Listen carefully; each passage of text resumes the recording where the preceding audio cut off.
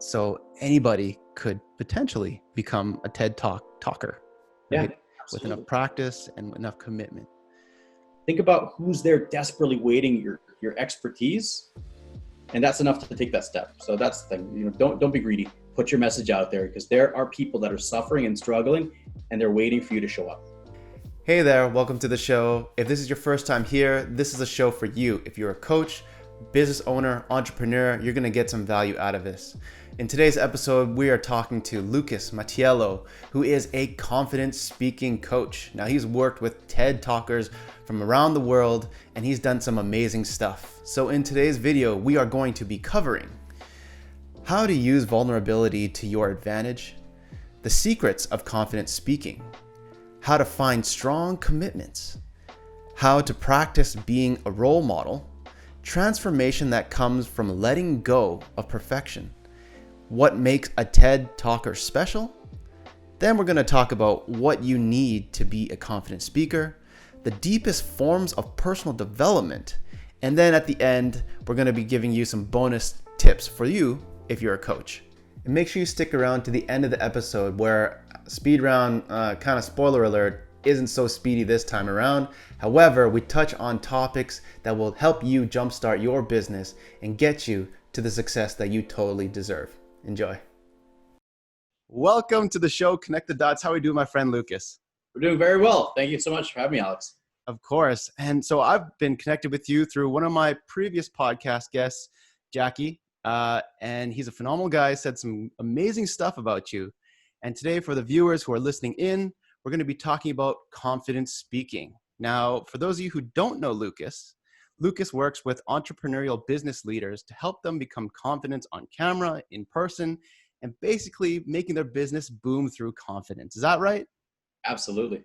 Excellent. So without further ado, Lucas, let's jump right in. And I would love to know a bit of backstory, how you got into this whole confidence speaking business.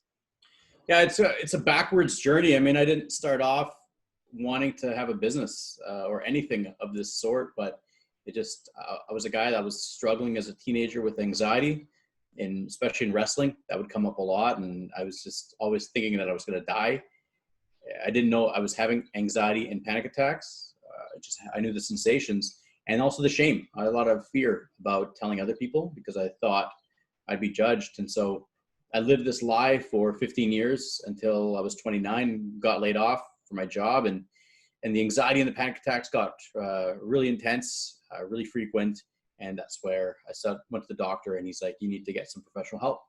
And so I went and met a psychiatrist, started a whole anxiety recovery journey that got me focused on this.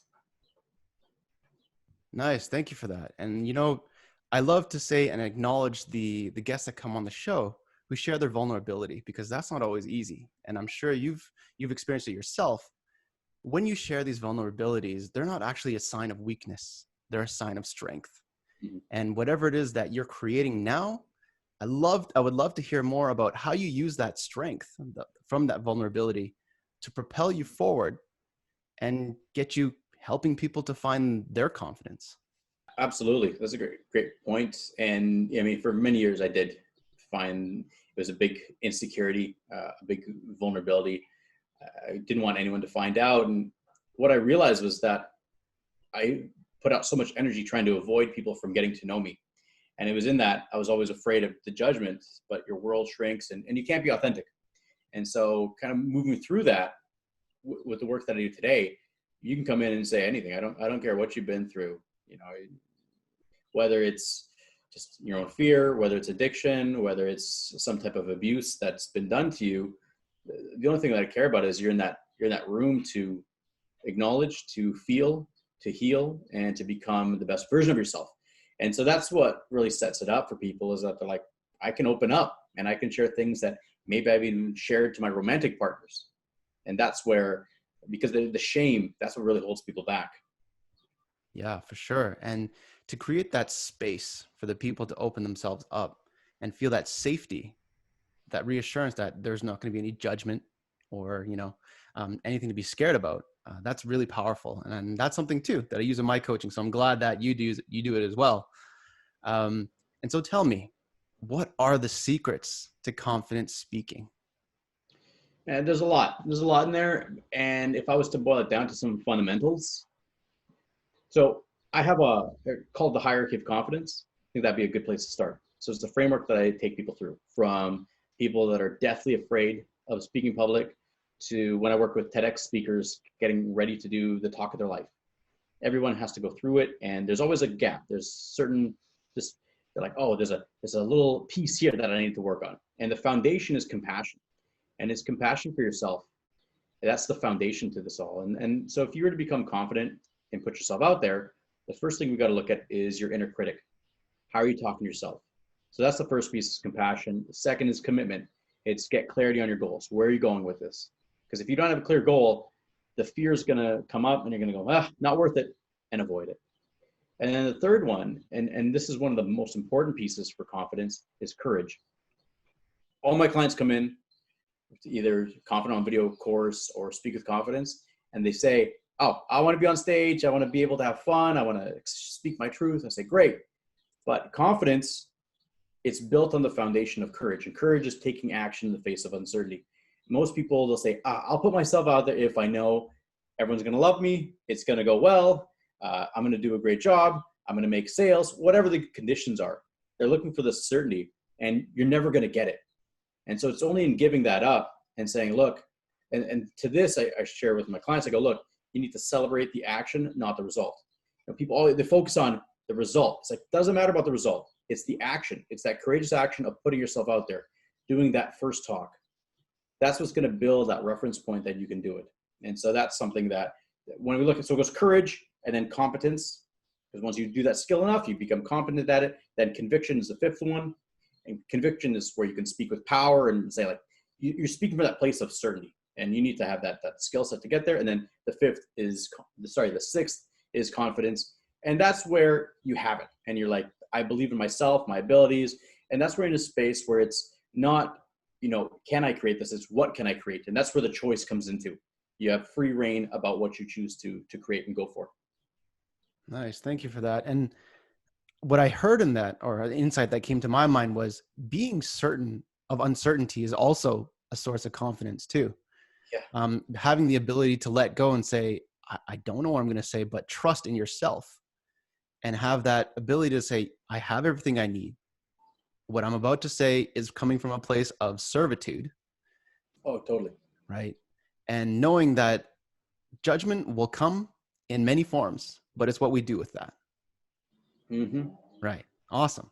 I love it. Well, okay. So with that too, the judgment's going to come.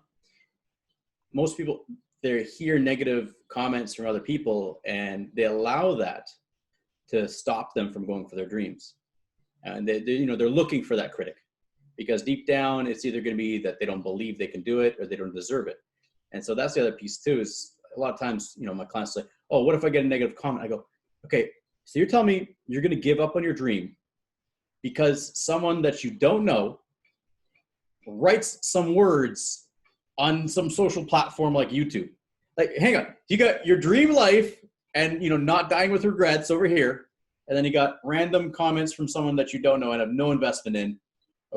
It's like people need to check in and really go, it's like, how committed to your dream are you? Because if you're going to give up because somebody wrote some words on YouTube, and that gives up your passion and what you're here on the planet to do, you got to look at that commitment. Nice. And so my next question would be, how do you find that commitment? I mean, you've worked with many, many people. Yeah. What is, I guess, the common trend amongst the people that you've worked with that really get them committed to going for that, putting themselves in public and really finding that inner voice that is confident and has that power, that timbre, that, tonality? How do they find that? Well, first they got to go inside and okay, so a couple things. First, I would get them to clarify, why are you doing this? Because a lot of times there's either there's three questions I ask people. There's who you've been in the past, who you've been told you are, and who you really are. Now, a lot of times people come and other people have said, oh, you need to go for this job or you need to do this, and they do it. But taking that space to go, do I actually want to do this, or is this somebody else's dream? Or I've done this in the past and I'm really good at it. Okay, But just because you're good at it doesn't mean you have to continue. Because a lot of times, myself, with this whole COVID situation, I had to launch an online course. I've never launched an online course. And it brought up a lot of my own fears. It was interesting. Same type of content, but doing it on video versus live. My God, do I want to be a beginner again? And it was so much, it was just caught up in this ego component. And then you just walk through it. Now, a couple things is, Alex. So first, get clear on what is it that you want to do. Disconnect from other people's opinions and what you've done in the past and go, what do I want? And then second, what I commonly find in terms of commitment is it's either that it's committing to become your best self. That's one, but we can give up on ourselves pretty easy. So that's, I don't find that to be the strongest one. It's about being a change in community, in your industry, going outside yourself. And a lot of times it can be about family, family and being a role model. And there's pressure that comes into it though. Role model. Who am I to be a role model? Well, people are looking at you every day. So there's a lot of, at the core, this is a lot about the self-image. But yes, you are role. People pay attention to you every day. I don't care who you are. Friends, family, colleagues, they see you. So you really got to accept that you're a role model. Nice. And to step into that role model position, I mean, it isn't so easy all the time, right? And so I would love to know more, what kind of, I guess, exercises do you give your clients or students or whatever you call them, to help them step into that role model position so that they can kind of practice it and figure out these things that are typically found only through practice? First, expectation management. So there's a quote that Tony Robbins said that I loved, which was, on my best day, I'm an imperfect human being. Now, a lot of times the fear about role model is, oh, I'm going to have these tremendous standards. Can I achieve this constantly? Can I even get there? It's a lot of these questions. And when you look at it, it's like, look, I'm an imperfect human being on my best day. So I'm doing my best. That's the first one. The other one too is to just try and take the pressure off. So even with my Confident Video course, week one, I call it dog shit video week. And I go, do your worst videos. Like, I want you to purposely do a bad video. And when they try to, they give themselves a lot more freedom to even go for it. And then they go and like, okay, it's not as bad as I thought. No. And then any of that inner critic, that I look stupid, that I, whatever it is, we're starting to minimize that. Nice. I love that. And so once they get into that, do your worst video, was it dog shit video? Is that what? Yes, sir. Nice. So once they do that, what kind of transformation do you see within the person that does them? Well, in the beginning, they typically, they don't do videos. They don't put themselves out there, or they do it with tremendous inner criticism, and it just brings up a lot. So what happens is, once a person does it, it's very binary. So if you've never put a video out there and you do put a video out there, it's like, wow, your whole identity starts to change. You're now a person that puts a video out there, or at least you have the opportunity to, and you've done it in the past. And then what happens is they do it, and then they go, okay, how can I improve this? And it starts a new change inside of them, where they're like, okay, I could refine this, or I could improve that. And then it gets them moving forward. Instead of the past, they're stuck going like, I can't do this. I don't do videos. I don't put myself out there. Nice. And so actually, I've gone through that transformation as well, to come from a place of being too scared to put myself into the public, have them see me, judge me. And what I've noticed is, if people are hating you or sending you hate messages, it's actually a really good sign. Mm-hmm. People are noticing you enough to say, hey, this guy isn't saying stuff right, or I don't resonate with it. And that's okay. And to be okay with not being right all the time is also something that is definitely learned through practice, right? Absolutely. Nice. And so tell me more about the people that you work with. I mean, for a person like me, the regular Joe, versus the guys that go to TEDx and speak in front of, 2,000 plus people. Mm-hmm. Is there a difference in the way those kind of people show up versus, just say a person just wants to work on their confidence? I say, first of all, I don't think you're a regular Joe. Start that off. I'll start that. I want to clarify that, because you're here, you got your show going. That's not I hate to use the word, that's not average behavior, but it's somebody that has more ambition and that is going for their dreams. So that's the first thing. Now, when it comes to TEDx, I've worked with TEDx speakers for many years. The event that I personally coach with, and I took people through from application to speaker selection to training them for 6 months to get ready for that talk. And that was in front of an audience of 2,700 people. You start to see it. Now, the thing is, people like you do it. It's not, that's one of the biggest misconceptions. They would think that, oh, these are only for professional speakers. It's not. A lot of times it's people that they have a cause, they have a mission, they have a message that they want to get out in the world. Do they have some speaking experience? Yes, that's definitely an advantage, but it's not. I think the misconception people typically have is that it's these, motivational speakers that do it. I found that the person that's just got a message and they refine it, they actually tend to do better. They're way more coachable because they don't have the, this is what I do running in the background. But yeah, absolutely. Any one of my clients, when they come in, I'm like, you could do a TEDx talk. And it's interesting. Usually they're like, no way. I'm like, look, I know what they look like at the beginning. The difference is they've committed to, 6 months to write the talk and practice for it. I mean, if you put that time in, yeah, you could do it too.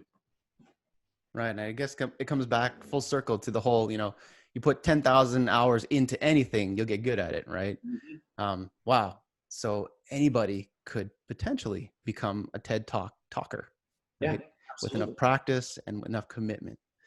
So in your experience, what are maybe the top 3 or 5 traits in a person that is either coachable and will succeed in a type of program that you offer?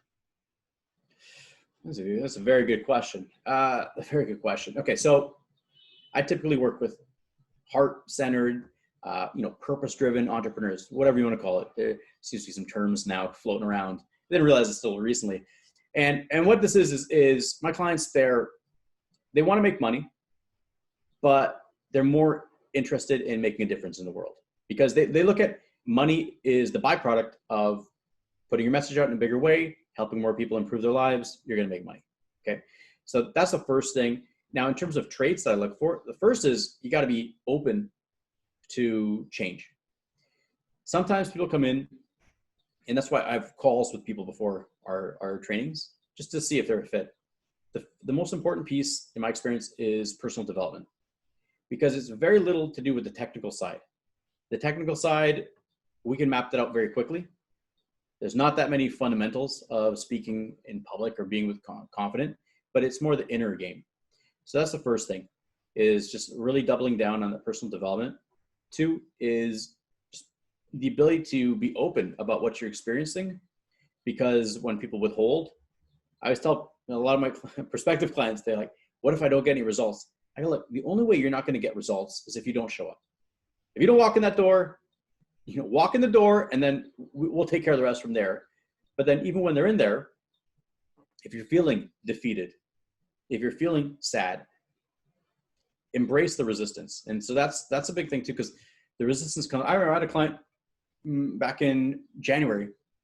He came in and he was like, this guy been emailing me for 2 years. Hey, I want to do your course. And then wouldn't pull the trigger. I want to do your course. Verbally said he was going to sign up, never pay the invoice. Ran away for I'm like, hey, dude, never came back. A year later, he reached out. He's like, hey, I'm so sorry. I'm so sorry, blah, blah. I was like, okay, forget this guy. I'm never going to work with him. And I'm like, you know what? I got on the phone. I just called him up. I was like, hey, how's it going? And he's like, look, I'm embarrassed. I was like, hey, that's okay. That's in the past. Just tell me you're going to show up. And he goes, yes, no problem. That's all I need to hear. And he shows up and he's this big, CrossFit muscle dude, former bouncer guy. And day one, he's like, listen, sorry, he's got sweat stains going on. He's like, this is more intense than any workout I've ever done in my life. And when we got into it, he's like, look, I'm confronting fears that I've had for 20 years. And he had a rough first date. It was a rough date because he was confronting everything. And that night, he told me he was walking down, we're in Vancouver here. He's walking downtown across the bridge, and he sees his friends in a bar. And he's like, what am I doing? I should just go in there and get hammered and just forget this whole, I should just blow this whole thing off. And he sat there, he's like, look, I've run away from this thing for 20 years. If I walk in, I'm just delaying it even more. And he decided to go home, get some sleep. He showed him the next day. He shared that story. We all rallied around him. And he had an amazing second day, really brought it together, confronted that fear, stepped through it. And he reached out to me like 3 weeks after the training. He'd done 2 talks, and he just like started this whole new trajectory in his life. But you got to seek the resistance. And that's the one thing. When the resistance hits, when that fear hits, it's trying to convince you that you're not good enough. And that's where you got to explore and go, what's really beneath this? And that's the most important thing for my clients that succeed, is that they're open to feel that resistance and explore it. Nice. And I love that whole setting the expectation. Oh yeah. Defining success doesn't mean to get 1 million views on YouTube or go on a stage with TED Talks. Yep. It's actually just to find who you are truly within, speak authentically, and be able to show up in a totally different way that you've never done before. Did I nail that on the head? Hit that on the head? You absolutely nailed it, Alex. You know, because I believe that there's only a few truly profound. I'm a personal development junkie. Go to all trainings and things like that. I actually do the training. So this might sound ironic that I'm even sharing this.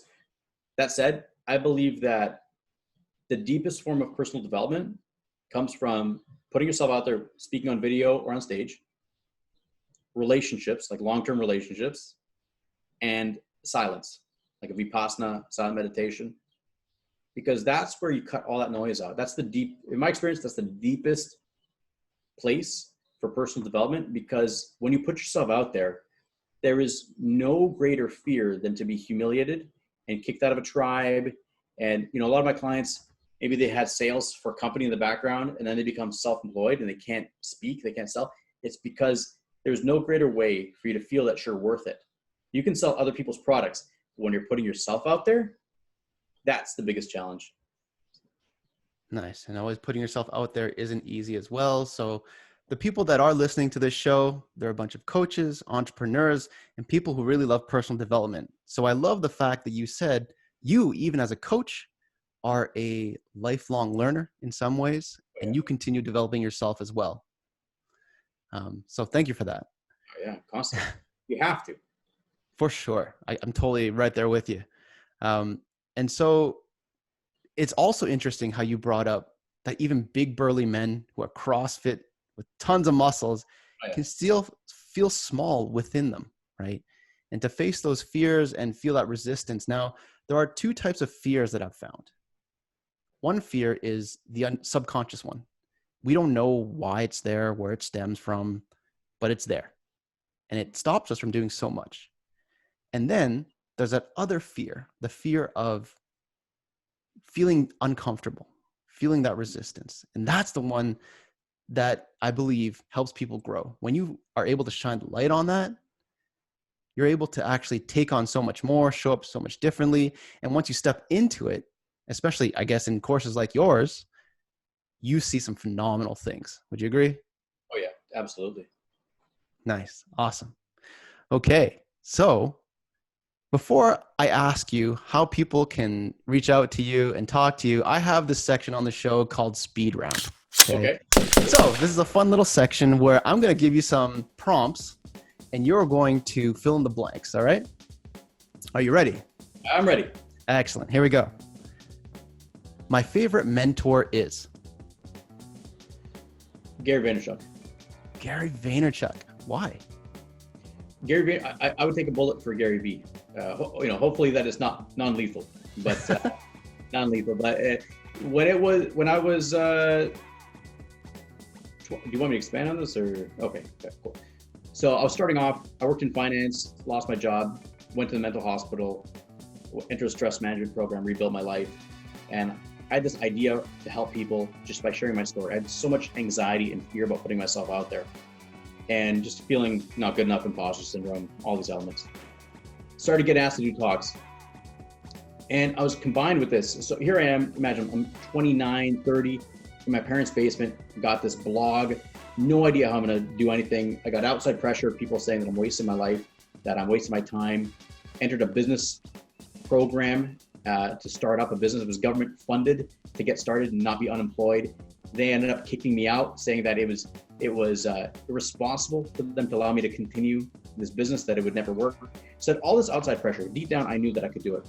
I came across Gary Vaynerchuk and his videos. And one of the videos, he says, if you have good shit, put it out there. People will find you.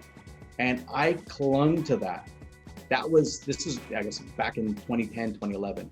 When I heard that, I'm like, all I have to do is put my message out there. People find it. And so I stuck to that. And that's why Gary Vee, at that time, was in such a fragile state that anything would have moved me off. And it was seeing that guy like, yeah, that's all I got to do, put my message out there. So Gary Vee, first mentor I ever had. Nice. Awesome. Love it. Second speed round question is, success to me is? Success to me is doing what you love to do and taking money out of the equation. You know, that's something I came across recently. People were asking about not your superpower, it's something like your superpower, but your unique ability. That's what it was. Your unique ability. And I was like, I don't know, that and the zone of genius and these types of things. And it's, what would I do? I like to think if I won, I don't know, $100 million in a lotto and I had zero and, I need to work, but I had all the resources to do what I want, what would I do? And I thought about it. I'm like, I would still do training. I would do trainings and I would do shows like podcasts. That's it. That's all I want to do. So I think that success is that when you have personal sovereignty over your time and you choose to create what you want in the world, I think that's what actually uplifts yourself, but also the whole world. Nice. Thank you for that. And finally, last question here. If I could restart from scratch, I would do. If I could restart from scratch, it's funny. I was talking to my buddy Adam about this. We're saying, if we've both been in business now for like nine years, and I asked him, I go, if you were to restart from day one again, but you know what you know, you knew then what you know now, how long do you think it would take you to get to where you are? And both of us said we could do 9 years in 2 years. Like we can get to where we've been in 9 years in 2 years. Because what I would do is start off, just get clarity on my program. I would just get a bunch of influential business leaders, say, come to my training for free. And I would do the program and say, look, who do you know that would benefit from this? Do that, do an affiliate deal, build it up from there and just get scale. And that's what I would have done. Because in the beginning, I remember, it's comical now. I was so scared about, I had like $97, half day events. And I was so scared because I actually needed the money. I was broke. I needed the money. I was scared that if I gave it away, I was losing money. I'm like, oh my God, I can't. But I wasn't looking past the person in front of me to who's the network behind them. And that was the thing. I'd go hit up all the business coaches and marketing trainers and people like that have entrepreneurs as clients. Just go, hey, I'm doing a free promo training, pay the whatever, $1,000 to rent the room and get that going. Boom, do that, get referrals, affiliate deals. I can build this up very quickly. Nice. And I would have documented from day one. That was another thing. I didn't document from day one. Awesome. Thank you for that. These are awesome golden nuggets of wisdom here that for the viewers, if you're listening, listen up, because Lucas, this is some awesome stuff. I want to thank you for coming on the show. For those of you who want to reach out to Lucas, I'll put all the links, his email, website in the description below. And I want to say thanks again for taking the time to join us today, Lucas. Most welcome. Hey, one more thing, if I could add. Sure. This is for coaches. Now, here's the thing. With coaches, my one tip with coaches, to them, if you have fear about putting yourself out there, two things. One, know that your inner critic is not what other people see. We are always our worst critic. So the first thing is look at it and just acknowledge that. When you're looking at, I don't like this, isn't this? Your audience isn't looking at that. But then two, and this is a piece I got called out on in a personal development program. The trainer said, you're committed to empowering leaders, but he's like, you're being selfish and you're being greedy. If you really cared about people, you would put your message out there. But right now, you're more concerned with looking good than really making a difference in the world. And that one hurt because I got called out, and when I sat with it, it's absolutely right. If you're a coach, you entered that industry because you want to help people. But what stops us from sharing our message and putting it out there? Fear of looking bad, not being liked, this and that. You got to call yourself out, look in the mirror and go, look, if I'm really here to be that leader, I need to transcend it and focus on making that impact. Think about who's there desperately waiting your expertise. And that's enough to take that step. So that's the thing. Don't be greedy. Put your message out there because there are people that are suffering and struggling and they're waiting for you to show up. Awesome. Beautiful words said by a beautiful man. Thank you, Lucas. Appreciate your time, and I will talk to you soon. Sounds good, Alex. All right, cheers. Hey, thanks for tuning in. Alex here. If you enjoy this episode with Lucas on confident speaking and want to learn more about how to take your business to the next level, please go check out coachalexlynn.com. There you'll find more podcast episodes, how to join an exclusive Facebook group of amazing storytellers, and a ton of other resources for coaches and entrepreneurs. You'll also be able to learn more about coaching and how to work with me one-on-one. If you gain some value and want to support me on my mission to transforming the lives of 1,000 people, you can either search for Connect the Dots on iTunes and leave a rating, or simply subscribe to my YouTube channel so that you can enjoy, like, and share my videos.